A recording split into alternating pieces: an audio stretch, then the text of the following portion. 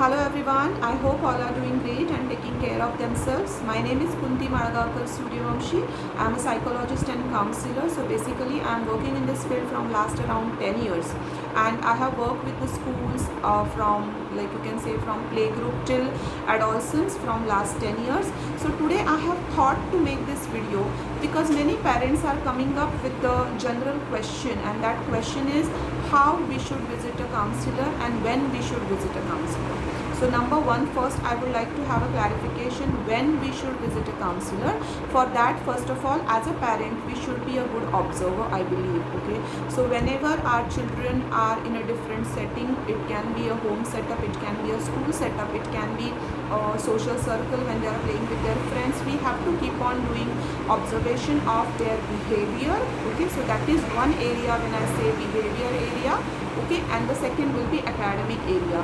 When as a parent we believe that we are saying a sudden change in the pattern of behavior as well as sudden change in the pattern of academics, it can be writing, it can be reading, it can be solving maths, it can be solving puzzles, it can be being focused on given task. So there are many signs which we can observe at home. So first of all, I would like to throw a light on academics. When I say academics, number one, you have to see whether a child is able to focus on whatever is given. Whenever it can be a writing task, it can be a reading task, it can be solving maths, it can be understanding any concept when the teachers are teaching. So number one, attention and concentration span you have to understand.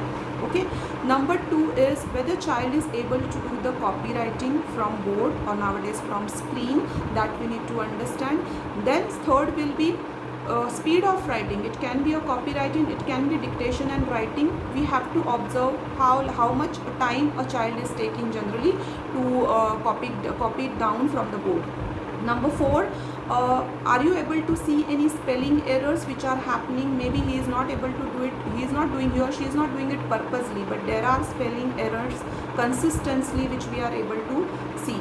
Number three is there is whenever the child is trying to read, he is unable to pronounce it. Pronunciation is not so clear. He is not able to pronounce the word in a whole as a whole word. That can be the chances are there. Sometimes maybe there are, while writing, there are addition, there are omission, there are like they are adding up any particular letter, or they are reversing it. For example, they are writing 9, so it is looking like 6.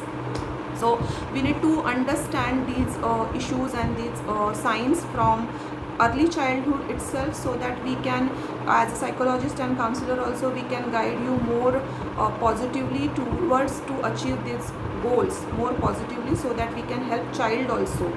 Okay, so and the second area will be behaviors of the child. When I say behavior area, generally because of the COVID situation, normally all the children as well as parents, their pattern, the schedule has been changed due to the online sessions and online work from home method.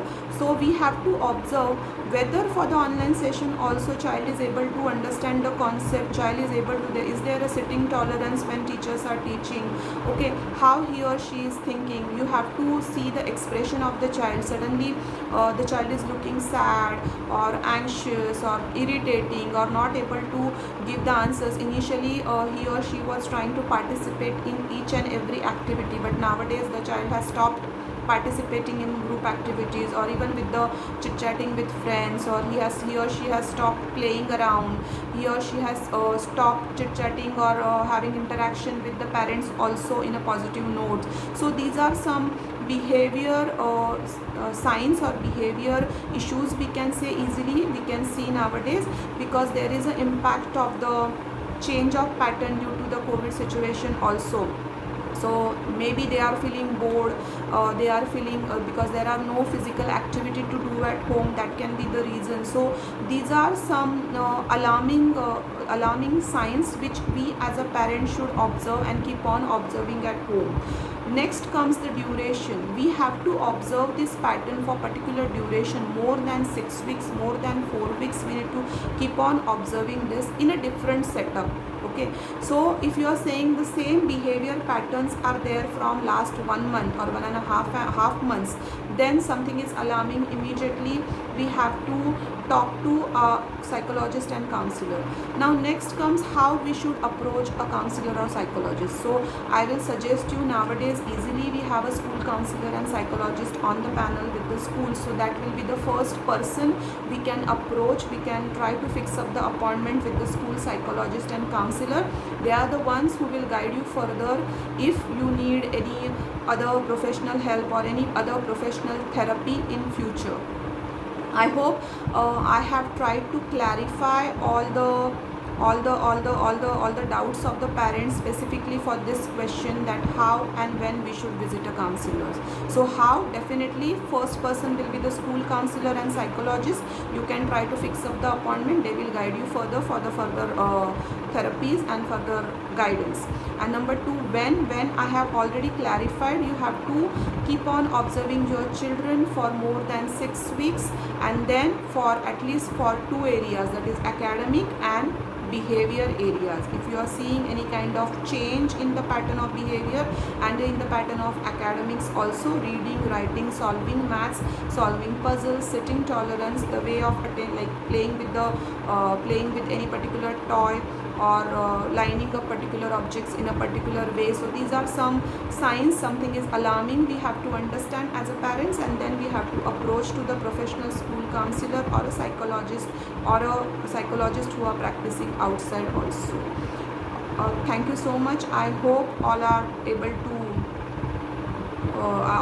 to understand the signs and symptoms which I have already discussed here. If you have any queries, you can try to connect with us. Thank you so much.